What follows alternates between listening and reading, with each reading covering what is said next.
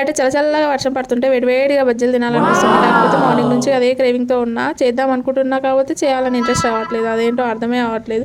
బయట నుంచి తెచ్చుకుందామా అని అంటేనేమో బయట బజ్జీలా పెద్దగా ఉండి పిండి అనిపిస్తే తినాలనిపిస్తుంది. చిన్న బజ్జీలు తినాలని చెప్పేసి క్రేవింగ్ వస్తుందన్నమాట. ఎట్లయితే అట్లా అయిందిలే అని చెప్పేసి స్టార్ట్ చేశాను. చేయడానికి ఎందుకు వెనకాడుతున్నా అంటే మనకు బజ్జీలు చేయడం రాదనమాట. అది పాయింట్. అలాగా చేసుకొని తిందామని చెప్పేసి స్టార్ట్ చేశాను. ఫస్ట్ మిర్చి బజ్జీ వేద్దామని అనుకున్నాను. కాకపోతే పిల్లలు తిన్నారు కదా అని చెప్పేసి ఒక 10 మిర్చి బజ్జీలు వేద్దాము, తర్వాత గట్టి పకోడీ చేద్దాం, ఆనియన్ పకోడీ అని చెప్పేసి స్టార్ట్ చేశాను అనమాట. అవి కూడా చేసిన తర్వాత మిర్చి బజ్జీ చేసిన తర్వాత పిండి మిగిలిందనమాట. ఆ పిండి మిగిలితే దాన్ని ఏం చేద్దామని చెప్పేసి ఆలోచిస్తూ ఉండగా అప్పుడే మా ఆయన కూరగాయలు తీసుకొని వచ్చాడు.